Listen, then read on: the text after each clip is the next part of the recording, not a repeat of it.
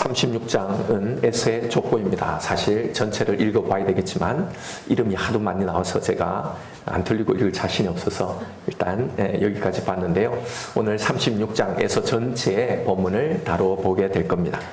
1절에서부터 에세 후손들의 이름이 나오고 15절부터는 에세에게서 뻗어나가는 여러 민족들의 족장들의 이름이 쭉 나옵니다. 그리고 31절부터는 에세 후손 중에 에돔 땅을 다스리던 왕들의 이름들이 쭉 소개되어 나오죠. 성경은 왜 에세의 족보를 여기에 소개하고 있을까? 그것도 한 장 전체에 걸쳐서 매우 장황하게 말입니다. 에서와 그의 후손들은 선택에서 제외되었죠. 이들의 이름은 여기 말고 사실 성경에 전혀 등장하지 않습니다. 다들 우리가 전혀 알지 못하는 인물이에요.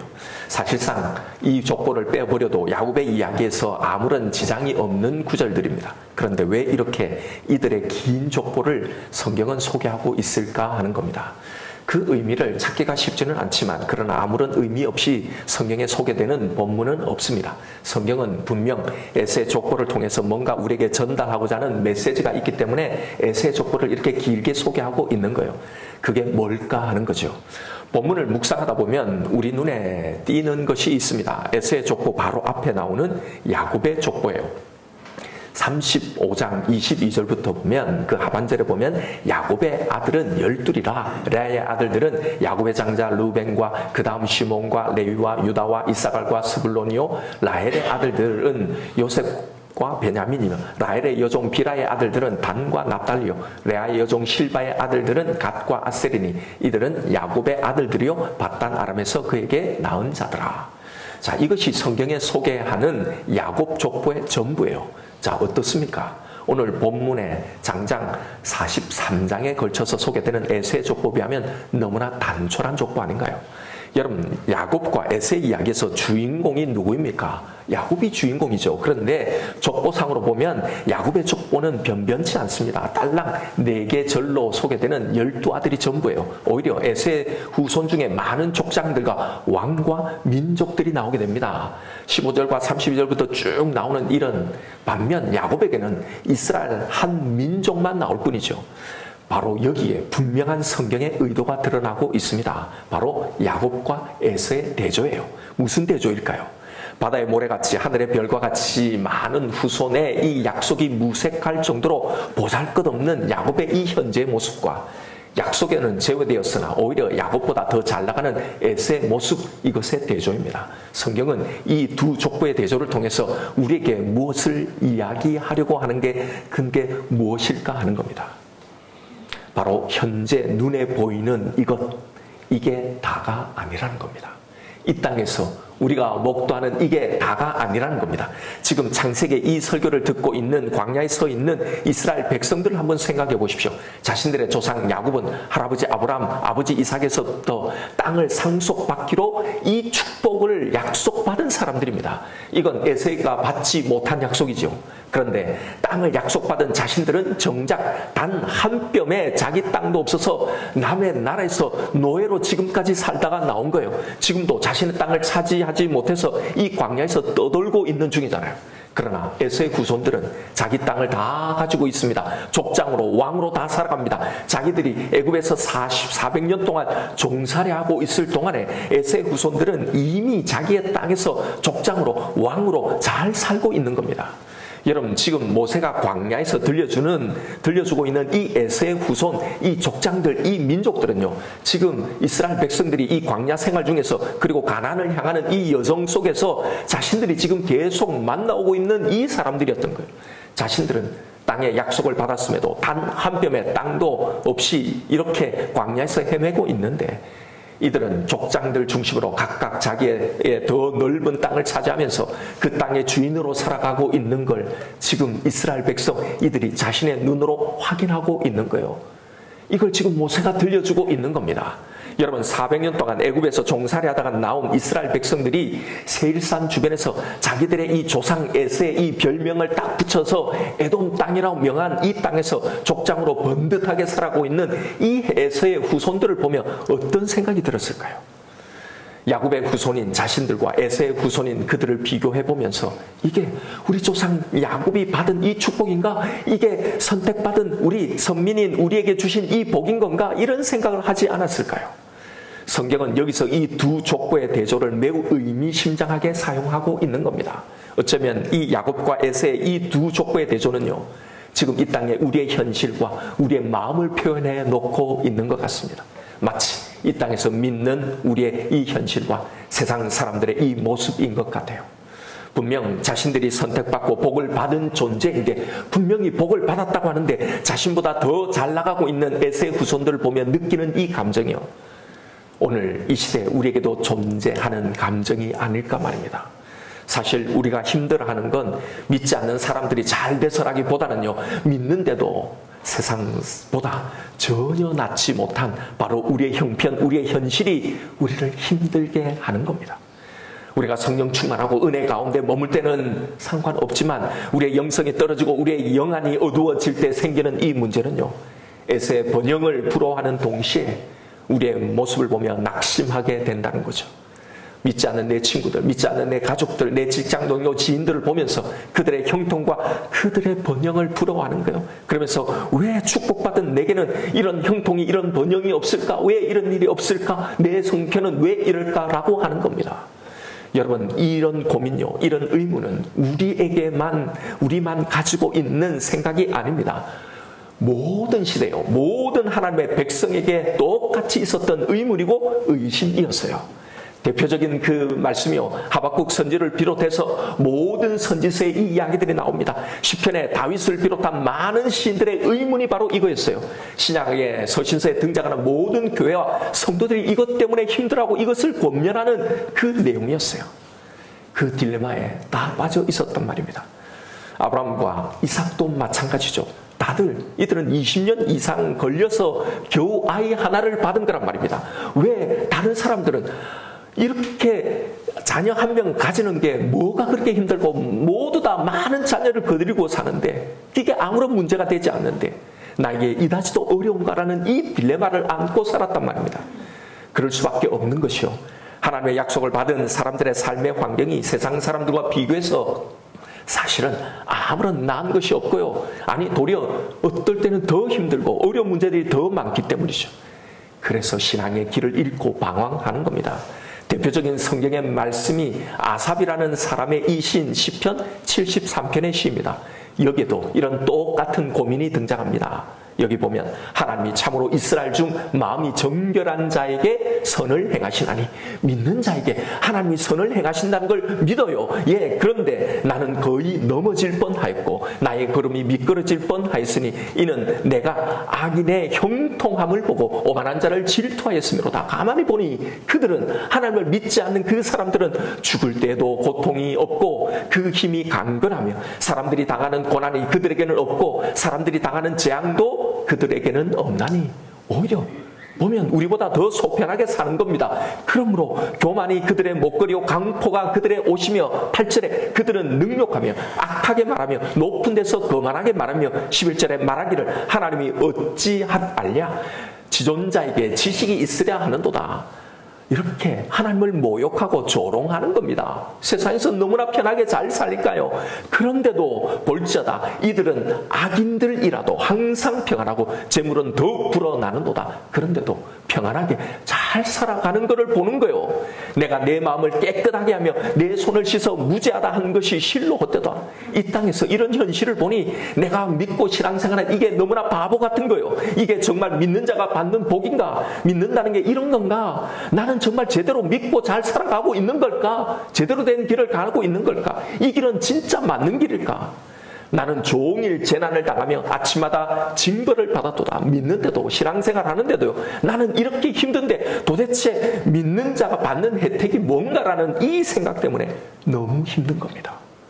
16절에 내가 어쩌면 이를 알까 하여 생각한 즉 그것이 내게 심한 고통이 되었더니, 아삽은요, 우리가 받은 약속, 하나님의 말씀에 의거하면 악인은 분명히 벌을 받고 믿는 우리 의인은 형통해야 마땅한데, 오히려 현실은 그 반대 모습인 것을 보고 거의 넘어질 뻔하였고 미끄러질 뻔하였다는 겁니다. 시험에 들어서 신앙을 떠날 뻔했다는 말이죠. 여러분, 이건 우리들만의 발칙한 생각, 악한 생각이 아니에요. 하나님을 믿고 하나님의 약속을 붙들고 살아가는 이 땅의 모든 시대, 모든 하나님의 사람들에게, 신앙생활하는 모든 사람들에게 있는 신앙적 고민인 겁니다. 왜요? 우리들이 받은 그 약속과는 너무나 다른 지금 내 현실의 모습 때문이죠. 하나님도 이걸 아세요. 우리에게 이 고민이, 이 딜레마가 있는 걸 아세요. 왜요? 이 모든 세팅을 하신 분이 하나님이기 때문이죠. 그래서 성경의 모든 곳에서, 그리고 오늘 이 에세의 족보를 통해서 바로 이걸 우리에게 말씀해 주시고 계신 거예요. 우리에게 있는 이 질문들, 이 의심과 이 딜레마에 답을 하기 위해서 말이죠. 하나님은 이것에 대해서 책망하지 않으세요. 대신에 답을 주시는 겁니다. 우리에게 에세의 족보를 들려주시면서 이 질문을 하고 계신 거예요. 과연 너는 에세의 이 번영과 이 형통과 이것이 정말 축복이라고 생각하느냐? 야곱과 에세의 이 두 족보 이야기는 바로 이것을 우리에게 확인해 주는 이야기입니다. 사실 우리가 앞선 창세기 강에서도 이런 유의 족보가 몇 번 나왔죠. 가인의 족보와 셋의 족보가 비교되었습니다. 이스마엘과 이삭의 족보의 이 대죄도 이걸 말해주려는 이야기였잖아요. 모두 다 가인의 족보가, 이스마엘의 족보가, 오늘 본문의 에세의 족보가 훨씬 더 화려했습니다. 여러분, 성경은 이 땅에서의 이 성도들의 세상의 형통, 세상적인 이 복을 이야기하지 않습니다. 그런 복이라면 오히려 세상의 가인족들이, 이스마엘족들이, 오늘 본문의 에서족들이 훨씬 더 많이 받고 형통합니다. 우리가 보고 거의 넘어질 뻔하였고 미끄러질 뻔한 이 형통, 이 복이 과연 정말 그런 복인지를 말씀해 주시는 거예요. 이걸 위해 성경은 오늘 본문에서 에세의 형통과 이 번영을 보여주는 이 족보예요. 이 족보 이야기에 두 가지 이야기를 더 소개해 놓고 있습니다. 하나는 에서가 가나안 땅을 떠나는 사건이고, 또 하나는 에세의 이 족보에 에서의 후손이 아닌 전혀 다른 민족의 족보가 여기에 끼어 있다는 사실이에요. 이것은 매우 중요한 의미를 담고 있는 사건입니다. 왜 에서의 이 형통과 이 번영이 축복이 아닌지, 왜 그가 하나님의 축복에서 제외되었는지를 보여주기 때문입니다. 먼저 오늘 본문 6절부터 8절은요, 왜 에서가 가나안 땅을 떠나 세일산으로 갔는지 그 이유를 첫 번째 이야기를 통해 설명합니다. 6절부터 보면 에서가 자기 아내들과 자기 자녀들과 자기 집의 모든 사람과 자기의 가축과 자기의 모든 짐승과 자기가 가나안 땅에서 모은 모든 재물을 이끌고, 다 자기 그 모든 것을 이끌고 그 동생 야곱을 떠나 다른 곳으로 갔으니 두 사람의 소유가 풍부하여 함께 거주할 수가 없었습니다. 그들이 거주하는 땅이 그들의 가축으로 말미암아 그들을 용납할 수 없었더라. 이에 에서 곧 에돔이 세일산에 거주하니라. 여기에는 에서가 가나안 땅을 떠난 것이 야곱이 하란에서 돌아온 이후에 둘이 함께 살기가 너무 좁아서 세일산으로 옮겼다고 나오는데요. 여러분, 이건 좀 설명이 필요한 대목이에요. 실은 32장에 가보면 야곱이 가나안 땅에 돌아오면서 에서를 처음 만날 때 이미 에서는 세일 땅에 거주하고 있었다고 나왔습니다. 그럼에도 왜 이렇게 표현했을까요? 이렇게 표현한 건 이유가 있는 거예요. 이렇게 표현한 것을 통해 이런 에서의 행동에 대한 영적인 신앙적인 해석을 하기 위함입니다. 7절에 에서가 가나안을 떠난 이유를 설명하는 대목이죠. 두 사람의 소유가 풍부하여 함께 거주할 수 없었습니다. 여러분, 잘 보십시오. 어디서 많이 들어본 구절 아닙니까? 예, 바로 아브라함의 조카 롯이 가나안 땅을 떠났을 때의 상황과 정확하게 같은 상황을 표현한 구절이에요. 삼촌 아브라함과 함께 하나님이 지시하신 곳으로 향해 가던 롯이요, 두 사람의 소유가 너무 풍부해서 함께 거주할 수 없는 이 현실적인 어려움에 봉착하자 자기의 눈에 좋아 보이는 땅을 선택해서 가나안 땅을 떠난 겁니다. 보십시오. 에서의 경우도 마찬가지라는 거예요. 에서는 하나님께서 자신의 할아버지 아브라함, 아버지 이삭에게 약속하셨던 그 약속을 진짜 몰랐을까요? 에서는 분명 하나님께서 할아버지와 아버지에게 줄기차게 강조한 이 땅에 대한 약속, 이 축복을 분명히 알고 있었습니다. 왜 그렇게 말씀드릴 수 있냐면 성경에 나오는 아브라함의 연대를 계산해 보면요, 에서가 15살 때까지 아브라함이 생존해 있었단 말입니다. 그러니 당시 장자였던 에서는 아브라함의 이 품에서 분명 하나님께서 아브라함에게 약속하셨던 가나안 땅에 대한 약속을 들었을 거예요. 그럼에도 그는 그 약속의 땅을 떠나 자신이 보기에 더 좋은 땅을 선택해 떠났던 겁니다. 그 약속을 알았음에도 왜 떠났을까요? 여러분, 하나님이 아브라함에게 주셨던 가나안 땅에 대한 약속, 이걸 기억하십니까? 15장에서 그 내용이 나오죠. 거기서 하신 하나님의 약속은 지금 당장 가나안 땅을 주신다는 것이 아니었습니다. 네 자손이 이방에 객이 되어서 400년 동안 그들을 섬길 것이다. 그 후에 4대 만에 이 땅으로 돌아와 그때 이 땅을 차지하게 될 거라는 그 약속이었어요. 에서는 이 약속을 할아버지로부터 아버지로부터 너무나 분명하게 들어 알고 있었을 겁니다. 자식들에게 대대로 전해지는 이 약속을 장남인 에서가 몰랐을 리 없죠. 그런데 에서가 가나안을 버리고 세일산을 옮긴 것은 아이러니하게도 바로 하나님의 이 약속 때문이라는 사실입니다. 비록 400년 후에 4대 만에 받게 될 것을 약속받긴 했지만 이게 언제 주올지 모르는 이 땅을 어떻게 기다립니까? 지금 당장 5년, 10년이 아닌데 400년이 내가 죽고 난 다음인데 어떻게 기다립니까? 성질 급한 에서는 못 기다리는 거예요. 잘 보십시오. 이게 무슨 이야기를 우리에게 하려고 하는지요. 이런 그의 영적인 상태를 보여줬던 게 바로 팥죽 사건이었잖아요. 장자의 명분을 당장 배고픔을 해결하기 위해서 미련 없이 팔아버렸던 이유와 똑같잖아요. 아버지가 죽어야 행사할 수 있는 이 장자권이에요. 장자권은 지금 당장 아무리 그걸 받아도 사용할 수 없는 겁니다. 아버지가 죽어야 기다려야 되는 거예요. 그런데 지금 당장에는 아무 쓸모없는 이 장자권을요, 당장의 배고픔을 해결하려고 미련 없이 팔아버리는 겁니다. 똑같은 모습, 똑같은 이야기를 하고 있는 거예요. 뭐 지금 당장 조금이라도 가질 수 없는 이 약속에 목숨을 거느니 그럴 바야 차라리 지금이라도 다른 땅을 찾아 떠나는 것이 훨씬 더 현실적인 선택이라고 생각한 겁니다. 여러분, 하나님이 약속하신 400년, 그때를 기다려 얻는 이 복, 그걸 기다리느냐 못 기다리느냐 이 삶의 문제, 여러분 지금 성경이 말하고 있는 이게 뭘 상징하고 있는지 아시겠죠? 아직 주어지지 않는 가나안 땅을 떠나 자신이 가능성을 점친 이 땅을 선택하여 떠난 것이 꽤나 탁월한 선택 같았습니다. 왜요? 실제로 가나안에 남아있는 이 야곱의 일가가 어떻게 되었습니까? 결국 기근이 들어서 그 땅을 차지하기는커녕 애굽으로 내려가게 되잖아요. 이게 바로 신앙의 아이러니란 말입니다. 순종해서 남았으면 더 좋은 결과가 와야죠. 에서보다 더 잘 돼야죠. 그런데 아니란 말입니다. 그리고 돌아오니 자신의 땅은 그 어디에도 없는 겁니다. 그러나 세일산을 선택했던 에서는 이미 견고히 거기서 자기 땅을 지키고 거기서 왕처럼 살아가고 있는 거예요. 현실을 보면 에서의 선택이 훨씬 더 현명한 선택인 것처럼 여겨질 겁니다. 차라리 우리도 에서처럼 그때 그랬어야 옳지 않을까라는 생각이 들지 않겠습니까? 여러분, 바로 여기에 영적인 함정이 있는 거예요. 우리의 신앙의 넘어짐, 미끄러짐이 바로 이 지점에 있는 겁니다. 믿음 없이 살아가는 사람들, 믿어도 신앙생활에도 대충 형식적으로 믿고 살아가는 그 사람들이 얼마나 많습니까? 그 사람들, 그들의 타협적인 삶에도 불구하고 가만히 보니 세상뿐만 아니라 교회 안에서 그런 사람들이 훨씬 더 승승장구하고 더 편안하게 잘 사는 것을 보면서 우리도 이런 생각이 든단 말입니다. 믿음으로 말씀대로 선택해 왔어요. 결혼도 공부도 직장도 내가 모든 선택을 해야 하는 그 순간에도, 헌신의 모든 순간에도요. 청년 시절에 남들보다 더 남들은 다 자신 앞걸음하느라 주일도 양보하고 헌신도 봉사도 양보하고 자기 것들을 챙기며 열심히 자격증 따고 공부하고 앞날을 준비할 때요, 나는 헌신하고 봉사하고 그렇게 살았는데 어느 순간 보니 남들은 다 저 멀리 앞서 달려가고 있는 것처럼 보입니다. 다들 좋은 직장에, 다들 결혼하고 아이도 낳고 집도 장만하고 노도 다 준비되어 있는 것처럼 보이죠. 내가 너무 고지식하게 믿은 것은 아닐까? 굳이 이렇게까지 결단하고 해야 할 필요가 있었을까?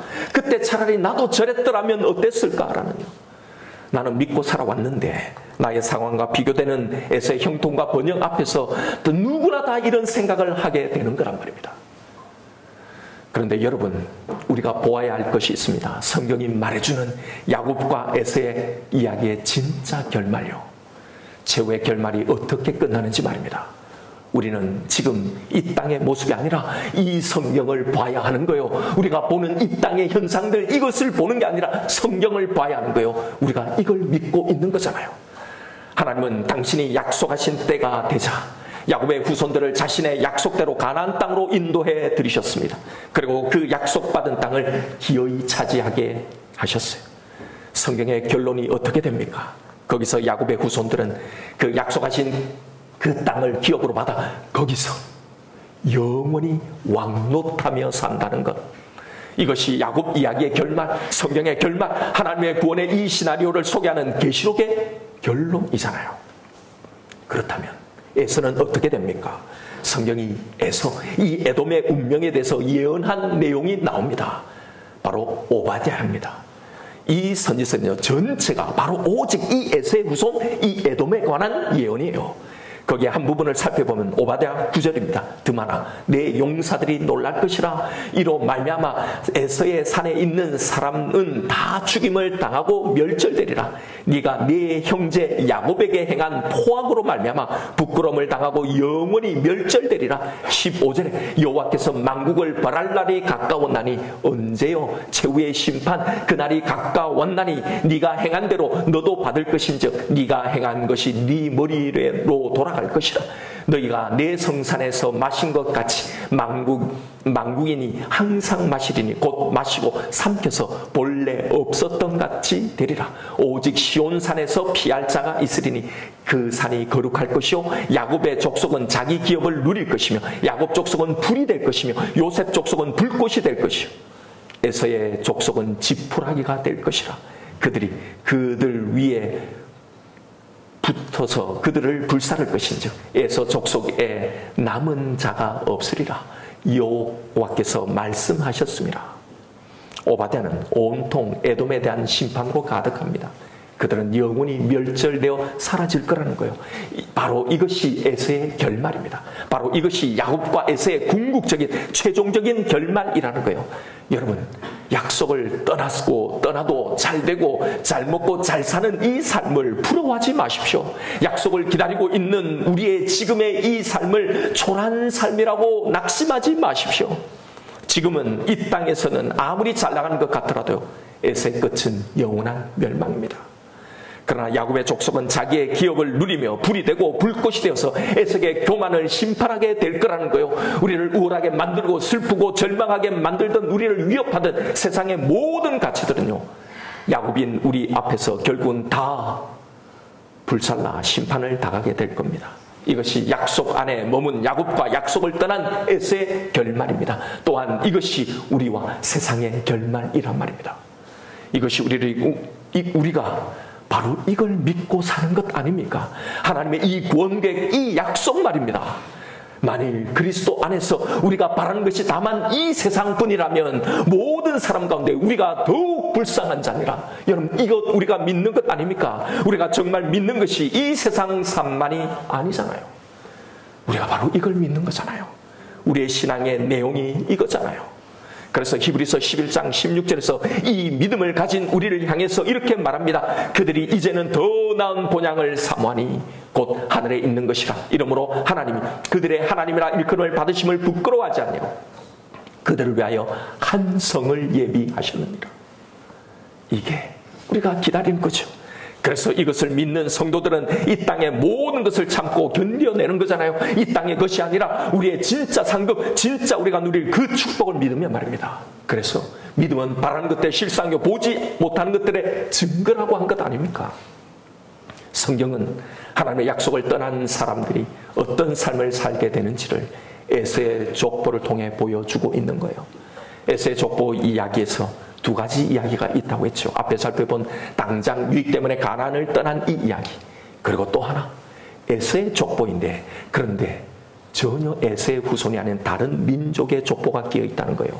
바로 20절부터 나오는 세일의 족보입니다. 우리가 전체를 다 읽어보지 못했는데요, 19절까지가 에돔, 즉 에서의 후손들의 족보예요. 그리고 31절부터 에서의 후손 에돔 왕들의 족보죠. 바로 그 사이요, 20절부터 30절까지 세일의 족보가 끼어 있는 겁니다. 그런데요, 세일은 에서의 후손이 아니란 말입니다.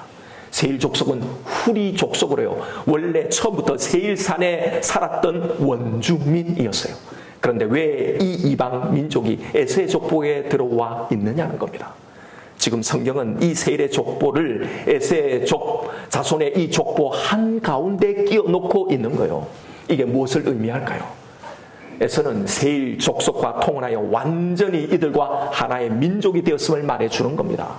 실제로 성경에는 이 이후에 에돔 사람과 세일 자손을 동격으로 취급하고 있는 것에서 알 수 있어요. 완전히 하나님의 약속에서 떠난 세상 사람이 되었단 말입니다. 여러분, 성경에서 통혼은요, 단순히 다른 민족과의 결혼을 의미하는 게 아니에요. 통혼은 필히 그들이 섬기는 신을 함께 섬기게 됨을 의미합니다. 그래서 하나님은 이스라엘에게 통혼을 엄격하게 규제하셨던 거예요. 에서가 분명 세일의 원주민을 정복했지만 그들을 완전히 몰아내지 않고 그들과 통혼하는 거예요. 하나님의 백성 이스라엘에게 내린 명령이 무엇이었습니까? 너희들이 가나안을 정복하면 그 족속들을 완전히 몰아내고 그들과 절대로 통혼하지 말라는 거였잖아요. 이걸 바로 비교해서 보여주고 있는 겁니다. 에서는 왜 세일의 족속과 통혼을 했을까요? 에서에게 득이 될 만한 것이 있었기 때문이죠. 얻을 것이 있었기 때문에 통혼하는 겁니다. 통혼을 통해 거래도 하고 불가침 협정을 통해 안전을 확보하기도 하고 곡물과 조공을 받기도 하는 거예요. 에서는 바로 이런 통혼을 통해서, 이런 타협을 통해서요, 그들과 하나됨을 통해서 바로 그래서 자신의 자리를 확보하고 지켜나갔던 겁니다. 우리가 보면서 거의 넘어질 뻔하고 미끄러질 뻔했던 그들이 가진 이 번영이 바로 이런 걸 통해 이루어진 거란 말입니다. 바로 이렇게 세상의 번영과 형통을 누리는 거예요. 이게 과연 정말 에서에게 복이 되었을까 말입니다. 결국 심판의 날에 이 하나님의 보호하심을 받지 못하고 다 멸망하게 되었다라는 거잖아요. 왜요? 그들은 하나님의 보호하심이 아니라 이 세상의 번영을 자신의 보호로 생각했기 때문입니다. 그런 그들에게 이제 하나님의 보호하심과 돌보심은 존재하지 않게 되었다라는 거예요. 그렇게 이룬 번영과 그 성공과 그 형통이 전혀 자신을 건져주지 못했다라는 겁니다. 여러분, 이것이 하나님의 약속을 떠난 사람들이 살았던 삶의 방식이고 그들이 맞이할 운명이란 말입니다. 하나님의 약속을 떠난 사람들에게는 더 이상 하나님만이 자신을 지켜주는 존재가 아니죠. 더 이상 하나님만이 경외의 대상이 아니라 돈이 더 두렵고 사람이 더 두렵고 내 미래가 더 두렵게 되는 겁니다. 이 땅에서의 성공이, 이 땅에서의 영광이 그래서 더 중요하게 되는 거예요. 그래서 언제 이루어질지 모를 이 약속 따위조차를 기다리지 못하는 겁니다.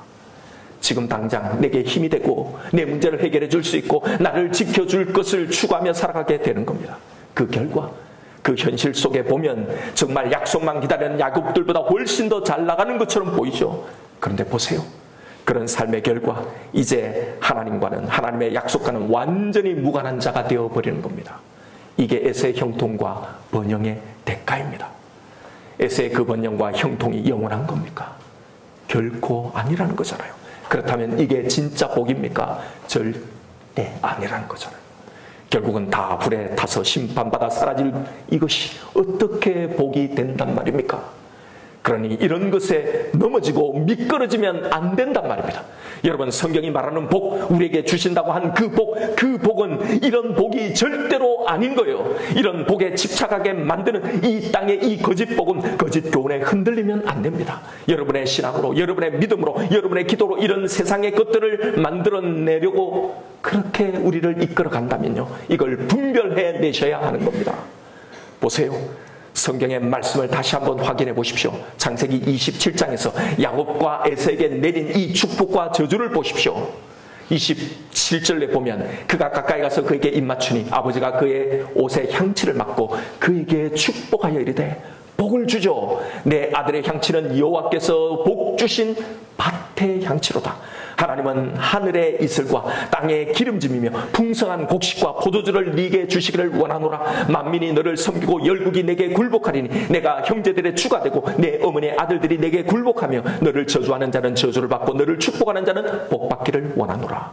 보세요. 우리는 이걸 가지고 하나님이 믿는 사람이 이 땅에서 이렇게 부자가 되고 잘 된다고 적용하는 거예요. 다 이 땅의 복으로요. 그렇게 적용하지만 보십시오. 실제로 이 땅에서 에서가 더 잘 돼요. 예, 야곱도 부유하게 되지만 야곱과 비교할 수 없을 정도로 에서는 모든 걸 가져요. 그 군사력으로 다 뺏으려면 얼마든지 뺏을 수 있을 정도로 막강하게 강하단 말입니다. 이렇게 민족과 왕들을 이루고 살아가는 거예요. 우리를 넘어지고 미끄러지게 하는 이 거짓 복음은요, 바로 이 약속의 복을 이 땅의 복으로 다 둔갑시켜 버리는 겁니다. 하나님을 잘 믿으면 땅의 복을, 이스라엘 복을, 기름짐의 복을, 이렇게 풍성한 곡식과 포도주가 차고 넘칠 거라고. 열국이 너에게 굴복하고 너는 다른 사람의 주가 되고 머리가 될지언정 절대로 꼬리가 되지 않을 거라고요. 그런데 여러분, 오늘 본문의 이 두 족보의 대조가 뭘 말해주고 있는 겁니까? 이스라엘의 성경의 역사가 뭘 말해줍니까? 에서가 오히려 이 땅의 복을 누려요. 이스라엘을 괴롭히고 정복했던 애굽이, 아수르와 바벨론이 훨씬 더 강하고 이 복을 이 땅에서 누렸단 말입니다. 그러면 무슨 이야기입니까? 성경이 말하는 복, 우리에게 주시는 이 복이 세상의 것이 전혀 아니란 말입니다. 이건 세상의 복을 말하는 게 아니란 말이에요. 성경은 믿는 우리 하나님의 백성인 우리에게 주신 복이 이런 세상의 것이 절대 아니라는 걸 분명히 말해주고 있잖아요. 29절에 야곱의 복을 다시 잘 보십시오. 네 형제들의 주가 되고 내 어머니의 아들들이 내게 굴복하며, 이건 매우 이상한 말입니다. 야곱의 형제는 하나뿐이잖아요. 그런데 복수로 나와 있어요. 형제들의 주가 된다거나 내 어미의 아들들의 주가 된다는 것은요, 여러분 이건 뭐예요? 야곱 자신에게 해당되는 것이 아니라는 말이잖아요. 이 복이 누구에게서 이루어집니까? 창세기에서 내에서 보면 요셉에게 이것이 이루어지는 거예요. 그가 12형제에게 주가 된다는 것 아닙니까? 요셉에게 이루어질 이 복, 이게 누굴 예표하고 있는 거예요? 바로 예수 그리스도잖아요. 그래서 이 야곱의 이야기를 마치면서 요셉의 이야기로 지금 나아가게 되는 겁니다. 그 복의 실체를 보여주기 위해서요. 보세요. 성경이 약속하신 이 복은 이 세상의 복이 전혀 아니라는 걸 말입니다. 예수 그리스도란 말입니다. 우리에게 있는 신앙적 오해가 있어요. 우리가 믿음으로 희생하고 헌신하면 하나님이 믿는 우리를 더 잘되게 하실 거라는 이 기대가 있습니다. 바로 이 기대 때문에요, 우리가 헷갈리고 우리가 넘어지고 미끄러지며 길을 잃게 되는 거란 말이에요. 나는 이렇게 희생하고 헌신하며 믿어왔는데, 그런데 오히려 나보다 더 잘나가는 이 에서들을 보면서 말이에요. 그런데 성경은 전혀 이렇게 말하지 않는다는 사실을 알아야 합니다. 여러분, 성경을, 말씀을 제대로 봐야 하는 거예요. 믿음이 뭔지, 신앙이 어떤 것인지, 뭘 말하고 있는지를 말입니다. 여러분, 더 악착같이 돈을 벌려고 노력하고 애를 쓰고 기를 쓰면요, 물질의 복을 받아요. 물질적으로 더 풍요해집니다. 주일에 가게문을 닫고 교회에 나가서 성수주의를 하는 것보다 가게문을 열고 그때 더 일하면 더 많은 돈을 벌어요. 주일에 교회 가지 않고 공부하고 자신을 위해서 자격증 준비하고 시험 준비하면 더 좋은 학점도 받고요. 그래서 더 좋은 직장에 가고 더 좋은 배우자도 만나고 더 좋은 삶의 환경을 누리게 됩니다. 여러분, 우리의 착각이요, 주를 위해서 내가 내 시간, 내 물질, 내 에너지, 내 기회를 드리고 헌신하면 그렇지 않은 사람보다 나를 더 잘되게 하실 거라고 생각하는 거예요. 아니에요. 더 거기에 시간을 투자한 사람이 그 부분에 있어서는 더 잘 되는 겁니다. 오직 돈, 물질, 성공이 목표여서 이것에 더 투자하고 이것에 더 진심이고 이것에 더 열심인 사람들이 당연히 그 부분에 있어서는 더 잘 돼요. 왜요? 이게 하나님이 정하신 이 세상의 일반 원칙이기 때문입니다. 열심히 그것에 성실히 하면 더 잘 된단 말입니다. 간혹 이 원칙을 초월해서 당신의 뜻대로 기적적인 결과를 우리에게 만들어내시기도 하지만, 그러나 여러분, 대부분 하나님 당신이 정하신 이런 일반 원칙대로 이 땅을 다스리고 섭리하시는 거예요.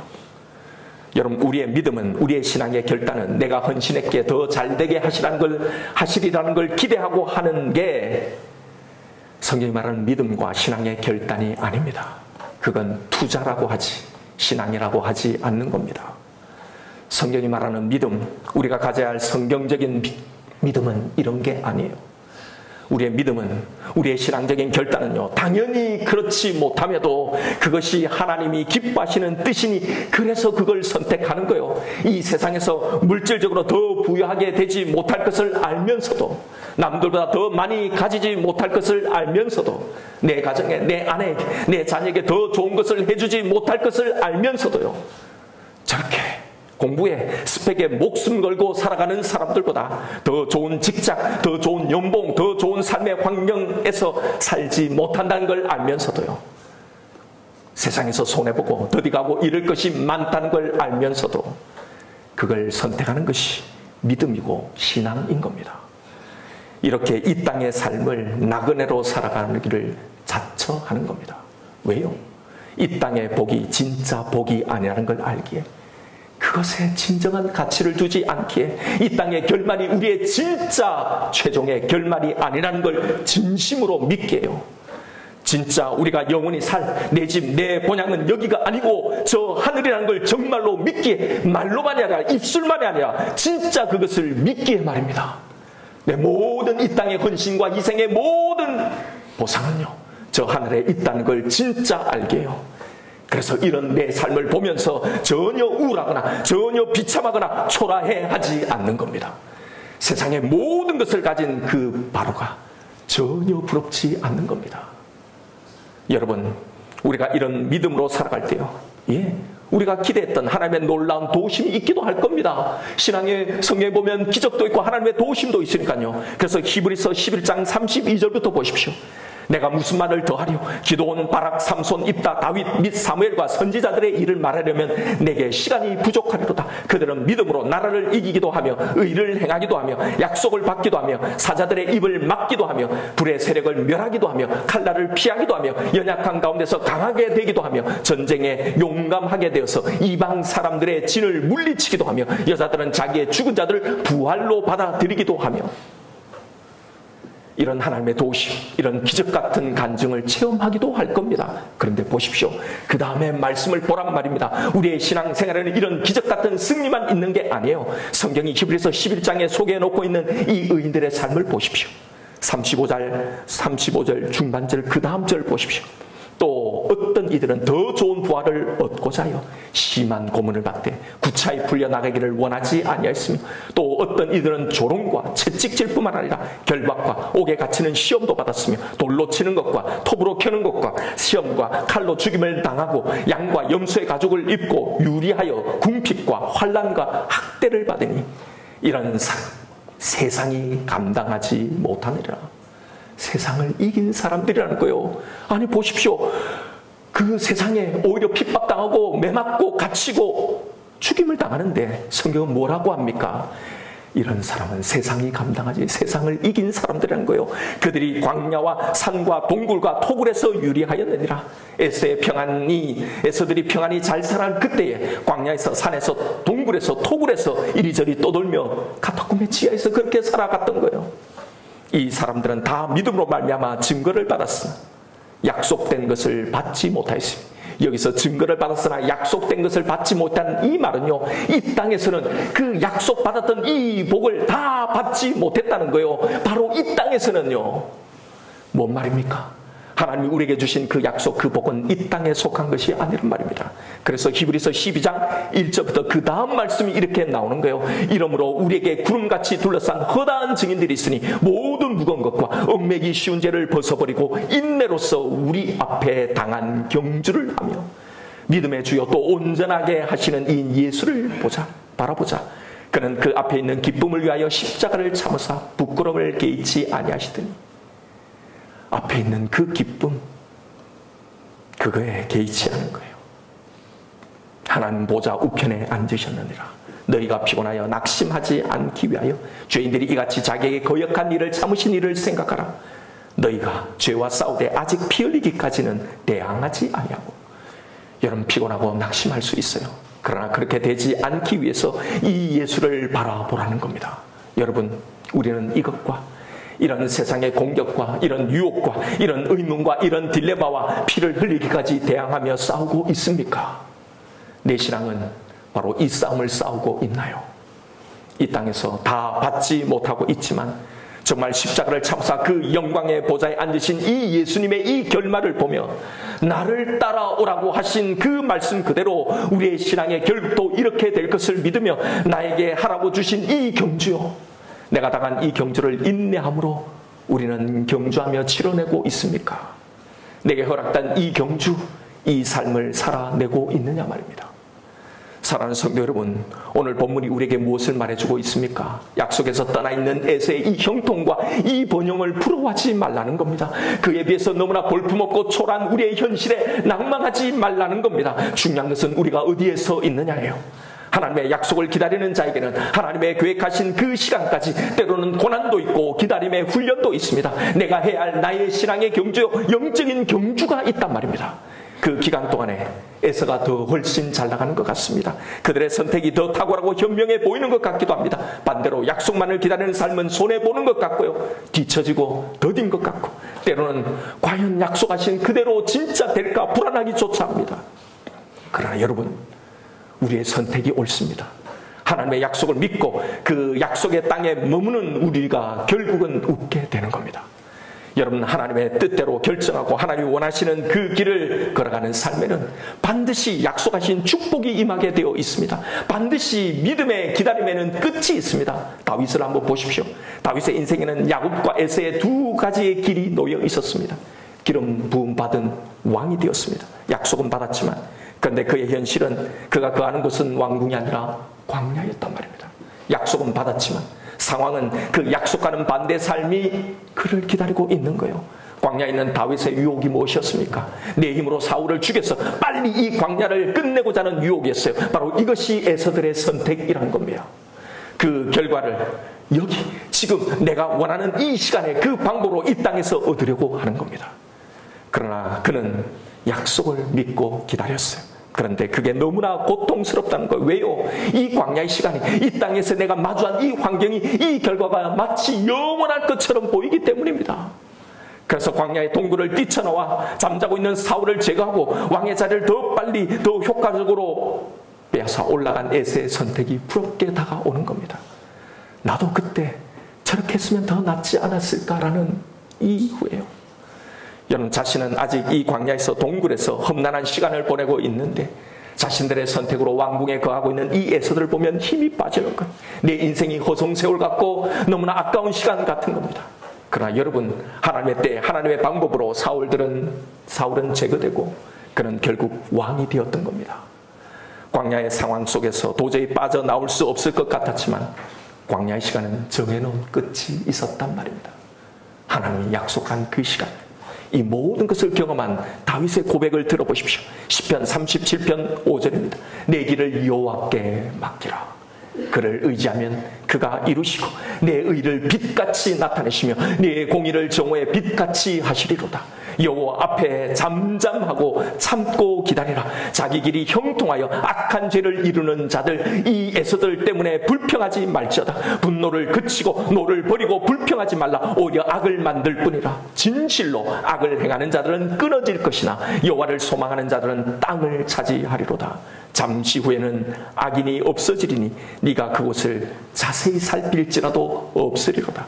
그러나 온유한 자들은 땅을 차지하며 풍성한 화평으로 즐거워하리로다. 여러분, 온유가 뭐라고 했습니까? 하나님이 나를 조종하시도록 내 등을 내어드리는 거라고 했잖아요. 온유한 자는 반드시 땅을 차지합니다. 풍성한 화평, 이 샬롬을 누리게 될 겁니다. 여러분이 지금 하고 있는 그 갈등, 그 고민이 무엇입니까? 내 마음을 지금 무겁게 하고 우울하게 만드는 것이 무엇인가요? 지금 눈에 보이는 그것들로 평가하지 마십시다. 약속을 떠나 믿음 없이 사는 에서들의 형통과 번영에 실망하지 마십시오.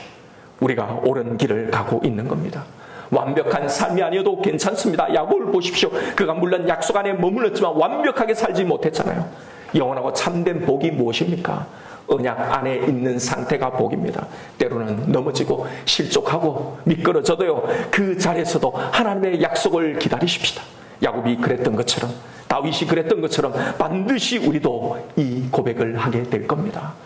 하나님의 약속 안에 머물러 있으라. 내가 살아보니, 내가 경험해보니 이것이 가장 복되더라. 가장 빠르고 가장 성공적인 삶이더라. 그러니 지금 이 땅의 현실을 보며 흔들리지 마라. 이 믿음의 길을 담대히 너의 경주를 경주해라라고 말입니다. 여러분, 하나님의 약속은 반드시 성취됩니다. 지금 이 땅의 현실에 내 마음을, 내 감정을, 내 심정을요, 내 영혼을 다 빼앗기지 말고요, 흔들리지 마시고 하나님의 약속 안에서 그 성취를 기다리며 내가 당한 경주, 내가 해야 할 이 경주를 담대히 해 나가시는 저와 여러분 우리가 되기를 주님의 이름으로 축원드립니다. 이 시간 오늘 주신 말씀 붙들고 우리 기도하십시다. 여러분, 주의 것인 나의 인생, 내 삶의 그 결국을 신뢰하십시오. 하나님을 신뢰함으로 내가 경주하고 있는 이 경주의 삶을 신뢰하십시오. 여러분, 이 시간 우리의 마음을 살펴보십시오. 신앙생활 가운데 기쁨이 사라지고 감사가 사라지고 왠지 모를 우울함과 절망함들이 우리의 마음을 덮고 있지는 않습니까? 혹시 그게 우리가 에서의 형통과 번영을 복이 있기 때문은 아닐까요? 여러분, 하나님은 분명히 말씀하십니다. 그것은 영원한 것이 아니다. 에서의 형통을 부러워하지 마라. 내 약속 안에 머물러라. 네가 가고 있는 그 길, 그 기다림을 멈추지 마라. 내가 정한 그 시간에 반드시 이루어질 것이다. 내 인생은 나의 것이다. 여러분, 누구와 비교하지 마십시다. 낙담하지 마십시다. 내게 주어진 그 길, 나의 경주를 해나가면 되는 겁니다. 여러분, 온유한 자는 자신의 길을 주님께 맡기고 참고 기다리는 자는 반드시 땅을 차지하게 됩니다. 흔들리거나 멈추지 마십시다. 이 시간 기도하십시다. 주님, 에서의 형통과 번영을 이제 보며 흔들리지 않겠습니다. 당신을 신뢰하며 당신의 약속을 기다리기를 멈추지 않겠습니다. 주님, 내게 힘을 다하여 주옵소서. 믿음을 다하여 주옵소서. 지금 내가 당한 이 경주를 믿음으로 경주하게 하여 주옵소서. 이 시간 나에게 주신 말씀이 있을 겁니다. 우리 이 말씀 붙들고 주님 이름 한번 부르며 기도하며 나아가십시다.